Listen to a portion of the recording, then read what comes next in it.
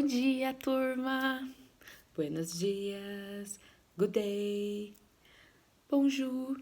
Bom, deixa pra lá, eu tentei falar bom dia pra vocês aí nos idiomas diferentes, só para que a gente pudesse começar o nosso tema de hoje. Bom, a nossa aula de geografia de hoje vai retratar as diferentes línguas do mundo.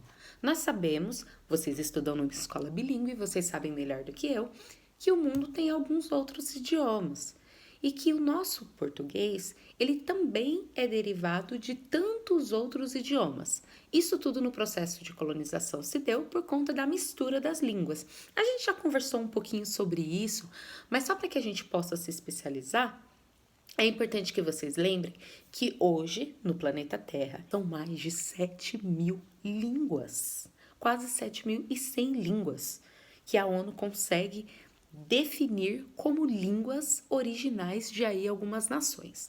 Existem alguns países, como por exemplo o Brasil, que é originado de várias outras línguas. Então, além do idioma mãe, né, que nós chamamos de idioma mãe daquele país, existe aí a ramificação de outros idiomas. Se a gente parar para pensar, no processo de miscigenação brasileiro, no processo de mistura aí entre os povos e as etnias, nós tivemos a influência dos índios, que eram os nativos daqui da terra. Tivemos a influência também dos portugueses, que eram os brancos que vieram lá da Europa, e tivemos também a influência da língua africana, do continente africano. Só que lá na África existem várias tribos e cada tribo tem uma língua diferente.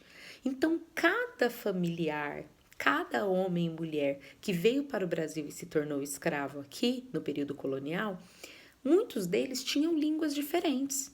Existiam tribos que tinham uma língua nativa e tinham uma língua religiosa. Então vocês percebem como o nosso idioma ele foi modificado ao longo dos anos até chegar ao que nós temos hoje?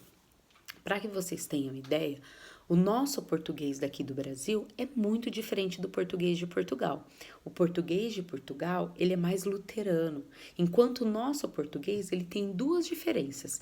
Tem a língua oficial, que seria uma língua tradicional ou a forma culta de se falar, e também tem a linguagem oral, que é meio que a linguagem que a gente usa no dia a dia.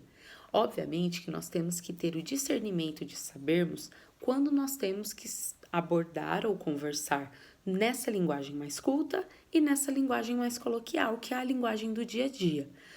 Durante as aulas, nós falamos de maneira coloquial, usamos até algumas gírias, algumas figuras de linguagem, usamos alguns termos de alguns memes, de algumas figurinhas da internet, mas nós não podemos esquecer que quando nós vamos apresentar um trabalho, ou quando nós estivermos lá, quando vocês estiverem lá no mercado de trabalho, lá no futuro, vocês terão que falar sempre na linguagem culta.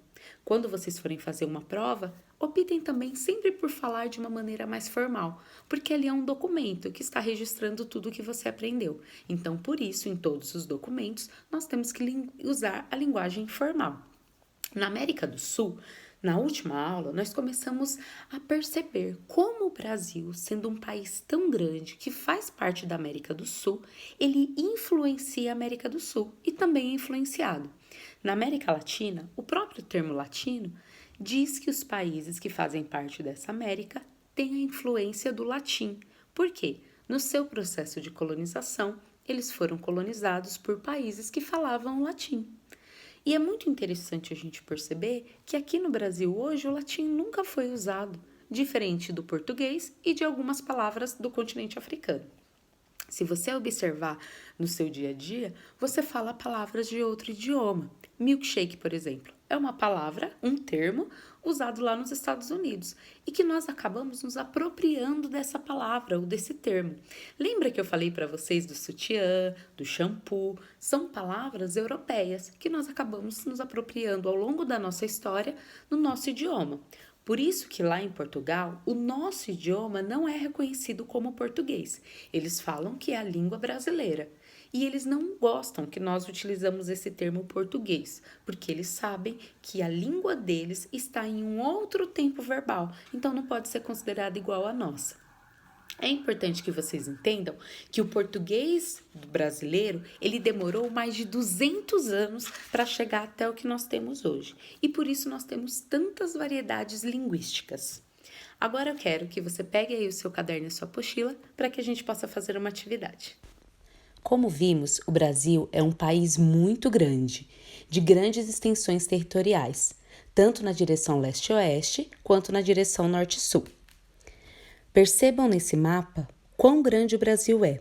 Ele chega a ter um espaço ou tamanho parecido com alguns continentes ou outros países. O Brasil, ele só não faz fronteira com 2 países, que é o Chile e o Equador. E por isso, ele consegue ter influência cultural de todos os outros países da América do Sul.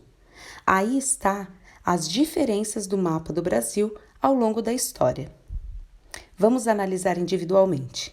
Esse é o primeiro mapa, o mapa das capitanias hereditárias. Percebam que apenas metade do Brasil havia sido colonizado.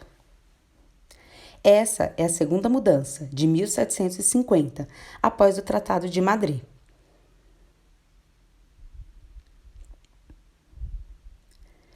Esse terceiro mapa é de 1822, onde o Brasil se transformou em uma província de Portugal. Percebam que a quantidade de estados vai aumentando ao longo do tempo. Esse mapa é de 1889 e já demonstra uma grande conquista territorial. Esse mapa é de 1943.